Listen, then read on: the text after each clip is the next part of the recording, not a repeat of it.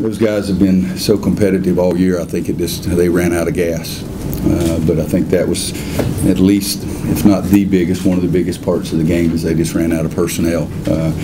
And yet I think this club really played extremely hard in the second half and drilled us on the backboards the second half. But we got some good help in the first half and a pretty good run there with Joel off the bench making his threes. I think that was big for us. Their big guys in the first half had 8 of their 10 field goals, and I don't know what they finished up with, 7, 6, 13, so they got 5 in the second half too. But I think for us, we tried to do a better job on the big guys in the second half, and we sort of meandered around there a little bit, but we got enough breaks and got enough layups, got enough shots to go in the basket. But I do believe the whole thing is we just had more bodies than they did. Coach, you scored 21 points off turnovers in the first half. Kind of what was the key? I think that was the whole key to the whole game. If it was not, the injuries for Brian's club, it's a 4 or 6 point game, and then all of a sudden it's an 18-point game because they turned it over a couple of times, 3 or 4 or 5 times, in fact, and then we were laying it up on the other end. One of them ended up making a 3 off of it.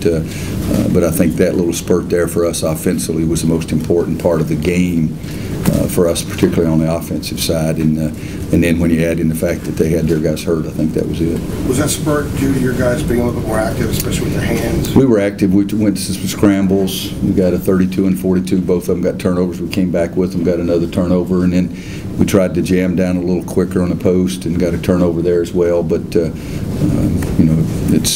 it was a good spurt for us. Yeah. You get an 11-0 run, going from 16-11 to 27-11. Nate and Joel scored all the points. And I think it started with our steals on the other end. But Nate made a 3 during that time period also. We shot too many threes in the first half. We shot 11 threes. We only shot 2 foul shots.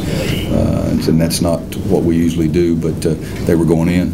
Outside shooting has been a question mark for you guys all year, but when Joel is doing what he did tonight, what kind of lift does that give? Well, it was a lift, but we haven't been. Joel's percentage was awful before tonight too. So if you tell me it's a trend, I'm as happy as I can be. But sometimes the ball goes in the basket for you. But 6 for 18 is it's not anything to get excited about. Our women made 14 out of 26 and lost on Sunday. But we needed them to be going in for us during that time period. You guys have struggled generally too when Bryce struggles offensively, and he did tonight. You still win by 32. Again, that one spurt, because when it gets to an 18-point game, it's a pretty good cushion to play for the rest of the game from there. What did he end up? 1 for 9, yeah.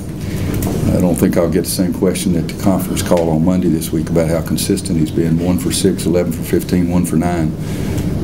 That's right, we don't even do that. That's good. Coach, fair to say the team's finally getting healthy. Yeah. I was over there, and I wasn't going to play Theo. Yesterday was the first day he's been in practice. First day he's played 5-on-5. I didn't think that was fair.